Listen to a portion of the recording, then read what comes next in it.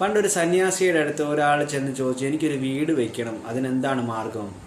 അപ്പം ആ സന്യാസി പറഞ്ഞു, നീ ഒരു കാര്യം ചെയ്യ്, നീ അവിടെ നിൽക്കുന്ന വലിയ ആൽമരത്തിൻ്റെ മണ്ടയ്ക്ക് കയറി ഒരു മൺകുടം തിരിച്ച് കമത്തി നീ കെട്ടിയിടണം, മണ്ടയ്ക്ക് കെട്ടി എടുത്ത് കഴിഞ്ഞിട്ട് നീ പോയിക്കോളൂ, നിൻ്റെ വീട് ശരിയാവുമെന്ന് പറഞ്ഞു. അപ്പം അങ്ങനെ കുറേ നാൾ കഴിഞ്ഞ് ഒരു 4-5 മാസം കഴിഞ്ഞ് പിന്നെയും സന്യാസിയെ കാണാൻ അയാൾ വന്ന സമയത്ത് സന്യാസി അടുത്ത് അയാൾ പറഞ്ഞു, സന്യാസി അങ്ങ് പറഞ്ഞ കാര്യങ്ങളെല്ലാം നടന്നു, എനിക്ക് നല്ല വീടുണ്ടായി, അതെങ്ങനെയാണ് ഈ ചെറിയ മൺകുടം കെട്ടിയിട്ടപ്പോൾ എനിക്ക് വീട് കിട്ടിയത്? അപ്പം അന്നേരം അയാൾ പറഞ്ഞു, നീ കെട്ടിയ മൺകുടം ഒരുപാട് കിളികൾക്ക് കൂടായിരുന്നു, അല്ലെന്നുണ്ടെങ്കിൽ അതിന് താമസിക്കാൻ പറ്റിയ ഒരു തണൽ ആയിരുന്നു ആ കുടം.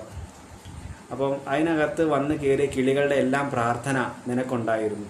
അപ്പം അത് കാരണമാണ് നിനക്ക് വീട് വയ്ക്കാൻ പറ്റിയത്. അപ്പം നമ്മൾ എപ്പോഴും ഒരു കാര്യം ചെയ്യുമ്പോൾ ഒരുപാട് പേരെ പ്രാർത്ഥന പോലെ മേടിക്കാൻ പറ്റിയെന്നുണ്ടെങ്കിൽ, അപ്പോൾ അതിനകത്ത് വേറെ ഒരു ഉദാഹരണം ഞാൻ പറഞ്ഞു കഴിഞ്ഞാൽ, നമ്മൾ ഒരുപാട് ദാനം ചെയ്യുവാണെന്നുണ്ടെങ്കിൽ, പലർക്കും പാവപ്പെട്ട ആൾക്കാർക്കും അല്ലെന്നുണ്ടെങ്കിൽ ഭക്ഷണം കിട്ടാത്ത ആൾക്കാർക്കും പൈസയാണെങ്കിൽ എന്ത് സാധനം ദാനം ചെയ്യുകയാണെന്നുണ്ടെങ്കിൽ നിൻ്റെ കയ്യിലുള്ള പൈസയും ധനവും കൂടി വരും. കാരണം എന്താ പറയുക, നീ കൊടുക്കുന്ന ആ സമയത്ത് അവർ പ്രാർത്ഥിക്കും, നാളെയും എനിക്ക് ഇയാളുടെ കയ്യിൽ നിന്ന് പൈസ കിട്ടണേന്ന്.